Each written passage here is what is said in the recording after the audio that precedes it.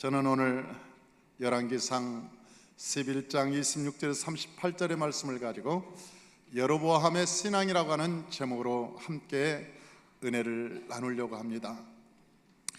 이 여로보암은 에브라임의 지파였죠. 그리고 그 아버지가 느바스였는데 일찍 이 세상을 떠났습니다. 그래서 홀어머니인 이 스라에서 그는 자랐죠. 옛날에 홀어머니에서 자란 아이들을 불러서 홀로 자식이다, 그렇게 이야기를 합니다. 사람들은 그 홀로 자식이라고 얘기할 때 그 습관이 잘못되고 불량한 사람들, 그런 것이 나중에 뜻으로 이렇게 발전되어 왔지만, 사실 홀로 자식이라는 말은 그 어머니 홀로 자식을 키웠다, 그런 뜻이죠.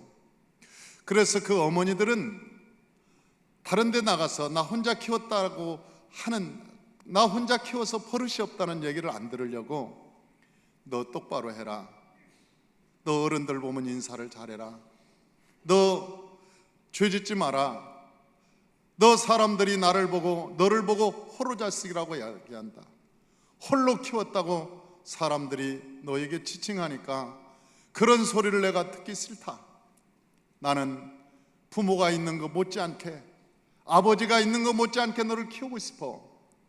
그러면서 그 아이들의 단도리를 하는 것이죠. 그런데 이 여로보암이라고 하는 사람이 아주 잘 컸습니다. 아주 훌륭한 사람이었습니다. 그 나중에 솔로몬이 얼마나 그 청년 때부터 성실하고 부지런했는지, 그리고 지혜와 총명이 많았는지 밀로와 다윗성을 건축할 때 이 여로보암을 총책임자로 맡겼습니다. 그래서 이 여로보암이라고 하는 사람은 이 총책임자가 되어서 그 솔로몬의 신하로서 아주 큰 일을 젊었을 때부터 많이 한 사람이죠. 표면적으로 보면 그는 매우 성실한 사람이었습니다. 그런데 그가 타락하게 된 연유가 있었습니다. 그가 밀로와 다윗성을 건축하고 총책임자가 되니까 그의 인기가 대단했죠. 그의 직분도 이제 대단해지고 그의 직위도 높아지고, 그러니까 수많은 사람들이 모이기 시작합니다. 그러면서 하는 얘기가, 여로보암 장군이여, 그럴 수 있습니까? 저 솔로몬 왕이 하는 것 보십시오.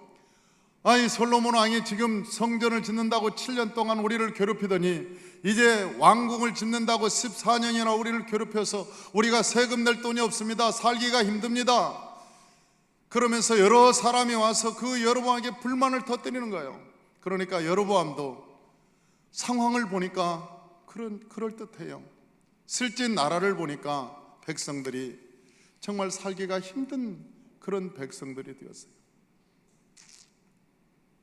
그 마음속에 어제까지만 해도 내가 왕의 신하로서 참 자부심을 가지고 있었고, 내가 왕의 신하로서 긍지를 가졌고, 나도 대견하다고 생각을 했는데, 아니 수많은 백성들이 자기를 따르고 백성들이 왕을 원망하고 그러니까 자기 마음에 꿈틀거리는 거예요. 반역의 마음이 꿈틀거리는 거예요. 내가 왕이 되면 저보다 잘할 텐데, 내가 왕이 되면 저 솔로몬 왕보다 더 잘하고 백성들을 편하게 해줄 텐데, 그런 마음이 자꾸 마음속에 싹트기 시작하는 거예요. 그러면서 생각하기를, 왕이 마음에 안 들어, 왕이 저렇게 하면 안 되는데, 그러면서 마음속에서 자꾸 원망과 불평이 나오기 시작하는 거예요. 그런데 어느 날 그가 예루살렘에서 이제 집에 가려고 내려고 있는데, 그때 당시 아주 유명한 선지자가 있었습니다. 그런데 그 유명한 선지자가, 아이야라고 하는 선지자가 그에게 말하기를, 여보세요 여로보암 장군, 하나님께 내가 하나님의 계시를 받았습니다. 내가 기도하다가 계시를 받았는데 내가 저 솔로몬의 가문에서 10지파를 떼어서 당신한테 하나님이 주겠다고 얘기합니다. 그러면서 자기가 입었던 새 옷을 12자국으로 낸 다음에 10조각을 여로보암에게 주면서 하나님께서 당신에게 10지파를 주어서 왕으로 세운다고 합니다. 준비하십시오. 그러면서 아이야 선지자가 이야기하기를 왜 당신에게 10지파를 하나님이 준다고 하시는지 아십니까? 그러니까 글쎄요, 저 솔로몬이라고 하는 왕이 시돈의 아스타롯 신을 섬기고 모압의 그모스 신을 섬기고 암몬의 밀곰이라고 하는 신을 섬기고 이 세상에 음란을 퍼뜨리고 우상과 사신을 섬김으로 말미암아 하나님의 진노를 받아서 하나님이 버리겠다고 말씀하십니다. 그러므로 당신은 왕이 될 준비를 하십시오. 그렇게 얘기하는 거죠. 그러니까 그 말을 들은 여로보암은 맞다, 백성들의 마음도 저렇게 혼란스럽고 이미 백성들의 마음도 왕을 떠났고 하나님께서도 나에게 10지파를 주어서 왕을 삼겠다고 하는지 이것이 하나님의 뜻이다, 그렇게 생각하고 반역을 일으키려다가 결국 솔로몬 왕에게 이제 잘립니다. 그리고 쫓겨나죠. 그래서 저 여로보암은 애굽으로 도망가서 솔로몬이 죽을 때까지 못 옵니다. 그리고 솔로몬이 죽자가 다시 여로보암이 이제 예루살렘으로 돌아오는 것이죠. 예루살렘으로 돌아오는데 그때부터 저 여로보암의 인생은 꼬이기 시작한 거예요. 사랑하는 성도 여러분, 저 예루살렘으로 왔을 때 이제 솔로몬 다음으로 된 르호보암 왕에게 많은 원로들이 찾아갑니다. 그리고 원로들이 찾아가서 말하기를 왕이여, 우리가 왕을 돕겠나이다. 그러나 우리의 이 얘기를 좀 들어주십시오. 그리고 여러 가지 얘기를 합니다. 세금을 좀 깎아주십시오. 노역을 그치게 해주십시오. 이제는 성전공사 건축 건설공사를 좀 그만하십시오. 우리가 너무나 힘듭니다. 그렇게 얘기할 때 저 르호보암이라고 하는 왕이 그 원로들의 이야기를 듣지 않고 386 세대의 이 얘기만 듣는 거예요. 그러면서 자기들 주변에 있는 젊은이들의 이야기를 들으면서 원로들의 이야기를 거절하는 거죠. 그러니까 그 원로들이 뒤에 나와서 이 여로보암에게 다시 모입니다. 안 되겠습니다. 도저히 안 되겠습니다. 반역을 일으키십시다. 혁명을 일으키십시다. 그래서 결국은 혁명을 일으켜서 10지파가 여러분 모여서 저 르호보암을 대적해서 떨어져 나갑니다. 그리고 이 북이스라엘이라고 하는 나라를 세우게 되죠. 정황적으로 보면 여러분 여로보암을 이해할 수 있습니다. 여러분 정황적으로 보면 이 여로보암이라고 하는 사람을 충분히 이해할 수 있습니다. 왜냐하면 하나님께서도 아이야라고 하는 선지자를 통해서 그렇게 말씀하셨고 백성들의 마음도 떠나갔고 상황이 이미 그렇게 결정되고 물 흐르듯이 흘러갔기 때문에 여로보암이 반역을 하는 것은 정황적으로 보면 매우 흠이 없는 것 같이 그럴듯했습니다. 그런데 이 사건을 통해서 여로보암의 가문은 이 땅에서 사라져버리고 말았습니다. 여로보암이 이스라엘을 세웠지만 그가 왕을 하고 그 아들을 나답이 왕위를 물려줬지만 2년도 안 돼서 여러분 바사라고 하는 혁명가가 나타나서 결국은 여로보암의 가문 남자는 씨를 말리고 여성들까지도 그 호적까지 다 찾아내서 쑥대밭을 만들고 말았어요. 뿐만 아니라 저 여로보암에게 같이 합세를 해서 북이스라엘을 만들었던 저 10지파는 흔적도 없이 역사에서 사라졌습니다. BC 722년에 아수르가 전쟁에서 저 북이스라엘을 침공하고 나서 모두가 다 아수르 왕이 혼혈 정책을 써가지고 모든 사람들을 혼혈하로 만들어버리고 말았습니다. 그래서 순수 혈통인 저 10지파의 혈통은 사라져버리고 말았어요. 그래서 사람들은 그 사람들을 사마리아인이다 그렇게 얘기합니다. 사마리아인, 북쪽에 살았던 사람들이 결국은 사마리아인들이 되고 말았어요. 사랑하는 성도 여러분, 왜 하나님께서 저 여로보암에게 이렇게 말씀하셨냐는가요? 성경을 보면 아주 귀중한 한 귀절이 나옵니다. 우리 한번 보십시다. 열왕기상 11장 37절.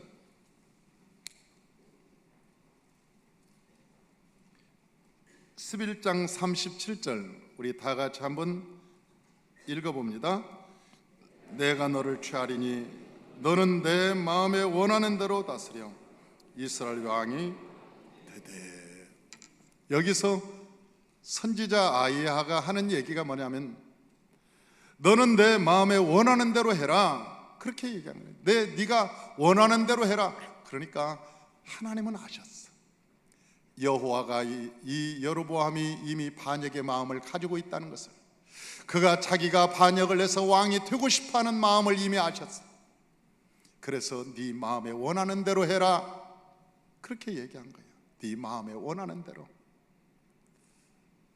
여러분, 이것은 하나님의 응답이 아닙니다. 이것은 하나님의 응답이 아닙니다. 저 유다라고 하는 사람이 예수님을 팔려고 할 때 예수님께서 말씀하시기를 네가 생각한 대로 해라 그렇게 말씀하셨어요. 네가 생각한 대로 해라. 사랑하는 성도 여러분, 그것이 예수님의 말씀이기 때문에 축복의 말씀입니까? 아니잖아요. 저 소돔과 고모라가 멸망할 때 하나님께서는 저 롯에게 산으로 도망가라고 했습니다. 그러나 저 소돔과 고모라가 멸망할 때 롯의 마음엔 이미 소할 땅을 가고자 하는 욕심이 있었어요. 그래서 하나님께서 말씀하실 때 내가 산으로 가라 말씀하실 때 저 롯이라고 하는 사람은 소알로 가기를 원했습니다. 그래서 거리가 너무 멀고 뭐 어찌고 저찌고 가기가 불편하고 여러 가지 이유를 댑니다. 그럴 때 하나님께서 다시 말합니다. 소알로 들어가거라. 그래서 성경은 우리에게 말씀하는 거예요. 무릇 지킬 만한 것보다 내 마음을 지켜라. 생명의 근원이 이에서 남이라. 할렐루야. 우리의 마음에서 반역의 영이 있으면 하나님의 축복을 받지 못하는 거예요. 우리의 마음에 반역의 영이 있으면 하나님의 말씀이 살아나지 못하는 거예요. 우리의 심령에서 살아나지 못하는 거예요. 우리가 하나님의 축복을 받기 위해서 제일 먼저 해야 될 것은 우리의 마음에서 반역의 영을 쫓아내는 것입니다. 원망과 불평의 영을 쫓아내는 것입니다. 우리의 마음에서 원망과 불평의 마음을 쫓아내지 않으면 내 마음에 하나님의 성령이 자리할 수 없습니다. 우리 신약에서 제가 그 해답을 찾았습니다. 그 신약에 보면 사도 바울이라고 하는 사람이 나옵니다. 그런데 그 사도 바울이 가이사랴에 갔을 때, 빌립의 집에 들어갔을 때 그 예루살렘에서 아가보라고 하는 선지자가 오죠. 그리고 그 선지자가 사도 바울의 이 혁대를 풀어서 막 흔들면서 얘기합니다. 이 사람은 예루살렘에 들어가면 안 됩니다. 이 사람은 예루살렘에 들어가면 유다 사람들이 그를 잡을 겁니다. 그리고 이방인에게 포로를 잡아서 넘겨줄 겁니다. 그러면서 환난과 고통을 당할 겁니다. 그때 사도행전을 썼던 누가, 저 사도 바울을 따라다니면서 의사로 협력했던 저 누가도 그 이야기를 듣고 사도 바울을 붙들었어요. 사도여, 가지 마십시오. 가면 큰일 나겠습니다. 지금 성령에 취해서 하나님께 예언을 받아서 얘기하는데 예루살렘에 가면 큰일 나겠습니다. 그때 사도 바울이 하는 얘기가, 너희가 왜 울면서 내 마음을 괴롭게 하느냐? 너희가 울면서 왜 내 마음을 괴롭게 하느냐? 나는 거기에서 죽을지라도 내가 그곳에 하나님의 명을 쫓아서 가야 된다. 내가 그곳에 설령 내가 잡혀서 결박을 당했을지라도, 내가 결박을 당할지라도 나는 갈 수밖에 없다. 그런데 이미 사도 바울은 그 길이 어떤 길인지를 알고 있었습니다. 내가 각 성에서 기도할 때 성령이 내게 이르시기를, 각 성에서 환난과 결박이 나를 기다린다나 나의 달려갈 길과 주 예수께 받은 사명 곧 하나님의 은혜의 복음을 증거하는 일에는 내 생명을 조금 더 귀한 것으로 여기지 아니하노라. 그렇게 고백했던 그 사도 바울, 내가 그 예루살렘에 들어가서 내게 환난과 결박이 기다린다고 하지만, 그러나 그 사건 정황이 중요한 것이 아니라 하나님의 뜻이 더 중요하다는 사실을 그는 알고 있었어요.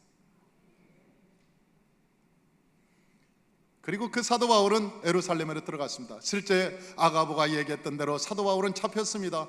그리고 저 벨릭스에게 넘겨졌습니다. 그는 고난을 당했습니다. 그 예언자의 말이 맞았습니다. 그 성령에 취한 자의 말이 실제적으로 그대로 이루어졌습니다. 그런데요, 성경을 다시 한번 보십시다. 사도 바울이 만약 그 말이 두려워서 가지 않았다면 어떻게 됐을까요? 사도 바울이 그 말이, 그 사건이 두려우고 그 정황이 무서워서 만약 가지 않았다면 사도 바울은 어떻게 됐을까요? 저는 성경을 보면서 무서움을 깨달았습니다. 사도 바울은 길거리에서 죽었을 겁니다. 왜 그런지 아십니까? 사도 바울을 죽이기로 결심한 자들, 사도 바울이 죽지 않으면, 사도 바울을 죽이지 않으면 내가 밥도 물도 마시지 않겠다는 사람이 40명이나 있었습니다. 뿐만 아니었습니다. 사도 바울을 죽이려고 하는 사람 무리가 너무너무 많았습니다. 만약 사도 바울이 그곳에 가지 않았더라면 사도 바울은 어딘가 노숙 아니면 길거리에서 어느 집에서 그들의 공격을 받고 아마 죽었을 거예요. 그러나 사도 바울이 하나님의 말씀의 뜻을 쫓아 믿음으로 나가자 그 대중 앞에서 사도 바울이 서서 복음을 외칩니다. 그럴 때 모든 사람들이 에워서서 사도 바울을 죽이려고 할 때 하나님께서는 천부장을 들어서 군사를 이끌고 사도 바울을 보호하기 시작합니다. 로마의 군대가 아니었으면 사도 바울은 지키지 못했습니다. 하나님께서는 저 천부장을 들어 사용하셔서 결국은 사도 바울을 지켜주신 것입니다. 예루살렘으로 들어가지 않았다면 여러분, 사도 바울은 살아날지 못할 겁니다. 벨릭스라고 하는 악한 왕이 그를 감옥에 넣어서 2년 동안이나 감옥에 구류하고 말았습니다. 만약 2년 동안 구류하지 않았더라면 저 사도 바울은 또 죽었을지 모릅니다. 왜냐하면 그들이 분노가 잠잠하지 않았기 때문에 그렇습니다. 2년이라고 하는 세월이 흐르자 칼을 갈았던 사람들도 다 흩어졌습니다. 그를 분내면서 잡으려고 했던 사람도 다 흩어졌습니다. 그때 하나님은 다시 그를 그 깊은 감옥에서 꺼내서 로마로 다시 복음을 위해서 떠나게 합니다. 여러분, 로마로 가는데도 이제는 사람이 아니라 바다의 풍랑 유라굴라 풍랑이 그를 죽이려고 했습니다. 그러나 하나님의 사자가 그에게 나타나서 말합니다. 사도 바울아, 안심하라. 너는 가이사 앞에 서야 하겠고 내 말을 그들에게 전해야 하리라. 저 바다의 풍랑도 결코 사도 바울을 이기지 못했습니다. 그들이 멜리데 섬에 갔을 때 독사가 와서 그를 물어서 죽이려고 했습니다. 그러나 그 사도 바울은 독사를 뿌리치죠. 그리고 침을 발랐지만 나섰습니다. 그 멜리데 사람들이 어떻게 독사에 물려서도 안 죽었을까? 저 신이로구나. 저 사람이 신이로구나. 하나님이 함께한 사람이구나. 사랑하는 성도 여러분, 하나님의 말씀에 순종하면 그곳에 하나님의 역사가 나타나는 것입니다. 하나님의 말씀에 순종하고 믿음으로 걸어가면 그 길에 하나님의 기적이 일어나는 것입니다. 환상과 꿈보다 더 중요한 것은 하나님의 말씀입니다. 여러분, 이 세상의 환상과 꿈보다 더 중요한 것은 하나님의 뜻입니다. 우리가 여호와의 말씀의 뜻을 따라서 믿음으로 나가면 그곳에 길이 나타나고 그곳에 하나님의 기적이 있고 그곳에 하나님의 축복이 있는 것입니다. 사도 바울은 저 예루살렘에서 환란이 기다린다고 할 때 원망하지 않았습니다. 일반 사람들은 내가 복음을 위해서 가는데 왜 이런 환란이 하나님 기다립니까? 내가 복음을 위해서 제 예루살렘을 가는데 왜 사람들이 나를 핍박합니까? 하나님 아버지, 이것이 웬일입니까? 그렇게 하나님께 원망할 수도 있으면 불평할 수도 있습니다. 그러나 사도 바울은 그런 것에 대해서 원망하거나 불평하지 않았습니다. 왜 그런지 아십니까? 하나님을 믿었기 때문에 그래요. 하나님을 믿고 믿음으로 나아가면 그곳에 하나님의 길이 있을 거라고 믿었기 때문에 그래요. 믿음이라고 하는 것은 끝까지 믿는 겁니다. 믿음이라고 하는 것은 적당히 믿다가 마는 것이 아닙니다. 믿음은 내 생명을 걸고 믿는 것입니다. 여러분, 저 다니엘이라고 하는 사람이 느부갓네살의 신상에 절하지 않았다고 합시다. 그가 신앙을 지켰다고 합시다. 그러나 사자굴 속에서, 사자굴 앞에서 도망갔더라면 다니엘서는 이렇게 쓰여졌을 겁니다. 다니엘은 신앙을 지켰다. 느부갓네살 신상에도 절하지 않고 하루에 3번씩 꼬박꼬박 절하고 그는 말씀을 지키고 굴복하지 않았다. 그러나 사자굴 앞에서 도망갔더라. 다니엘의 신앙은 완성되지 못했습니다. 하나님의 믿음이라고 하는 것은 생명을 걸고 말씀을 지키는 데 있는 거예요. 그리고 그곳에 하나님의 역사가 일어나는 거예요. 여러분, 저 아브라함이 아무리 여호와의 말씀을 다 지켰다고 할지라도 모리아산에 올라가지 않았더라면 아브라함의 신앙은 중간에서 여러분 실패작으로 끝나고 말았을 겁니다. 하나님께서는 반역에 있는 마음을, 반역의 영을 가지고 있는 자를 사용하지 않습니다. 왜냐하면 반역의 영이 아담의 영이기 때문에 그렇습니다. 아담의 영, 저 루시퍼의 영이기 때문에 반역의 영을 가진 사람은 하나님이 축복할 수가 없는 것입니다. 그래서 저 다윗이라고 하는 사람은 마지막까지 반역하지 않았습니다. 하나님의 영을 받은 저 다윗은 자기가 사울을 죽일 수 있음에도 불구하고 그것이 여러 번 자기의 생명을 위협을 가하는 사람일지라도 결코 하나님을 믿었지 바울을 두려워하지 않았습니다. 사울을 두려워하지 않았습니다.